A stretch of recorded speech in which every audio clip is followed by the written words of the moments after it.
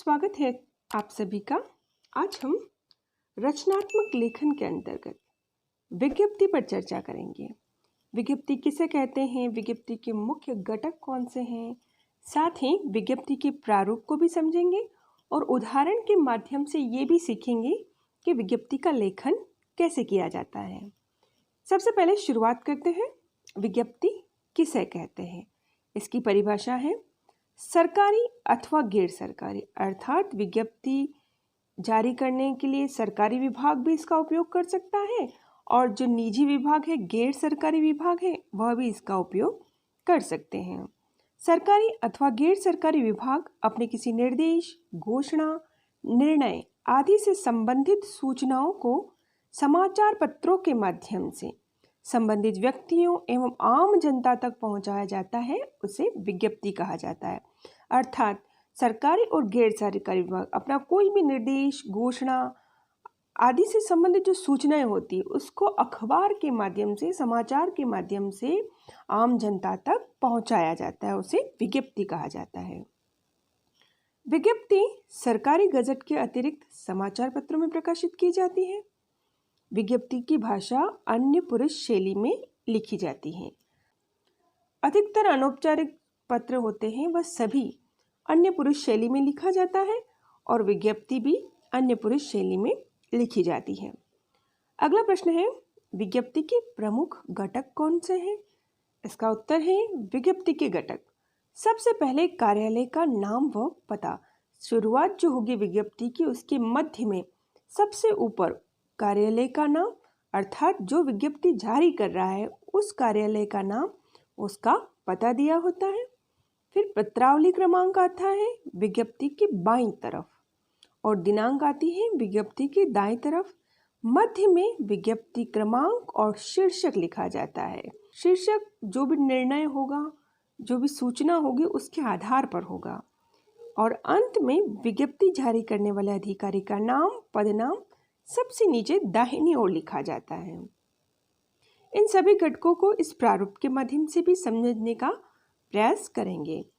विज्ञप्ति की सूचना यदि किसी एक ही कार्यालय में के कर्मचारियों को दी जानी हो तो कैसे दी जाएगी, अर्थात अगर आम जनता और दूसरे अन्य व्यक्तियों को सूचना देनी है तो वह समाचार पत्र के माध्यम से दी जाएगी।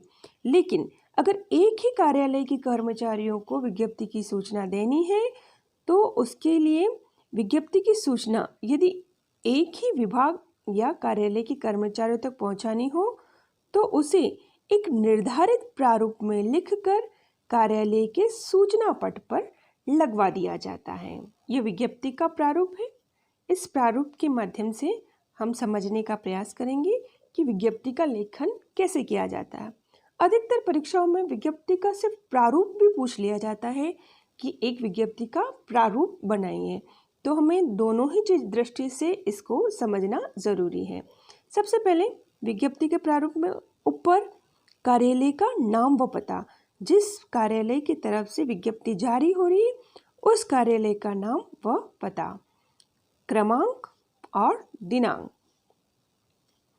विज्ञप्ति का क्रमांक, संख्या और शीर्षक, और इसके मध्य में विषय वस्तु आएगी, अर्थात जो भी निर्णय, जो भी सूचना होगी वह यहाँ मध्य में होगी और इधर दाहिनी तरफ जो भी विज्ञप्ति जारी करेगा उस विज्ञप्ति जारी करने वाले अधिकारी का नाम और उसके पदनाम का उल्लेख रहता है।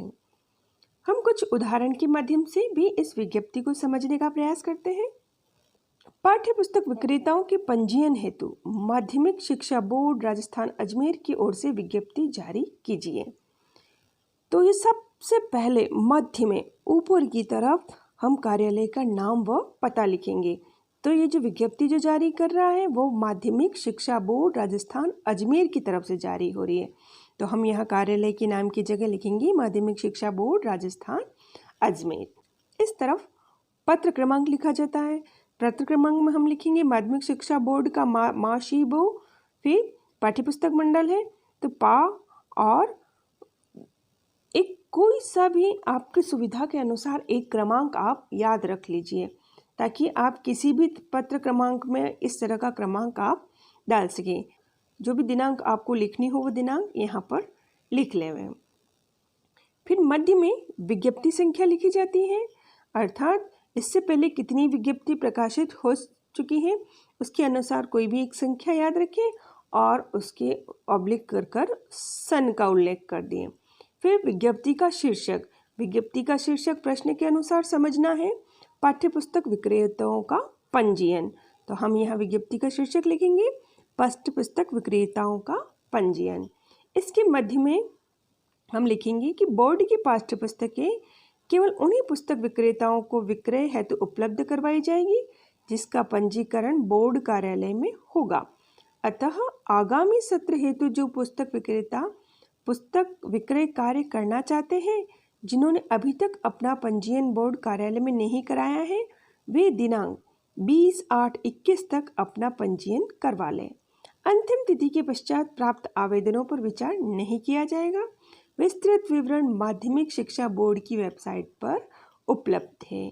किसी भी प्रकार की विज्ञप्ति में आप यह लाइन अंत में लिख सकते हो, विस्तृत विवरण माध्यमिक शिक्षा बोर्ड की वेबसाइट पर उपलब्ध है। अर्थात जिस भी कार्यालय की तरफ से विज्ञप्ति जारी हो रही है, उस विज्ञप्ति संबंधित सारी विस्तृत जानकारी उस कार्यालय की वेबसाइट पर उपलब्ध होती है। सचिव अर्थात ये उनका पदनाम है और ये अबस अर्थात यहाँ वो अपना नाम लिखेंगे। एक अन्य उदाहरण के माध्यम से विज्ञप्ति को और समझने का प्रयास करते हैं।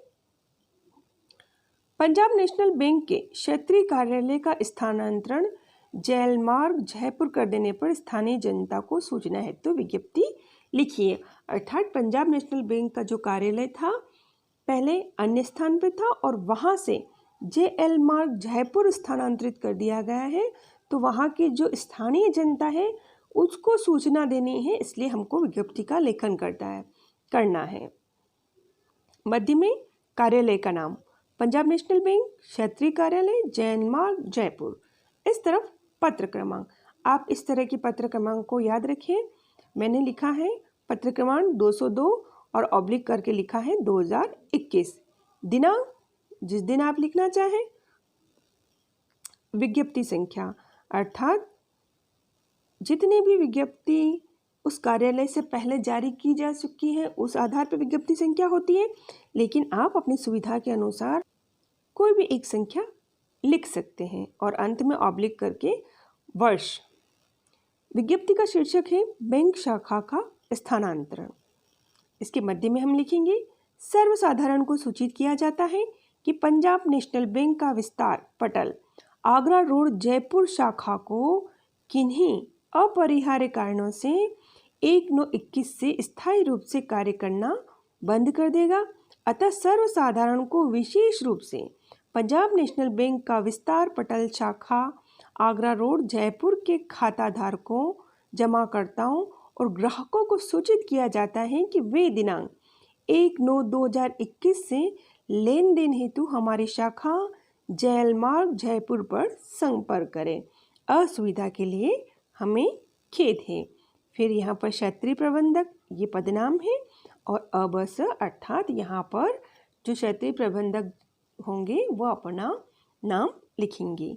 यह था विज्ञप्ति संबंधी रचनात्मक लेखन। शीघ्र ही हम फिर से मिलेंगे एक नए रचनात्मक लेखन के साथ।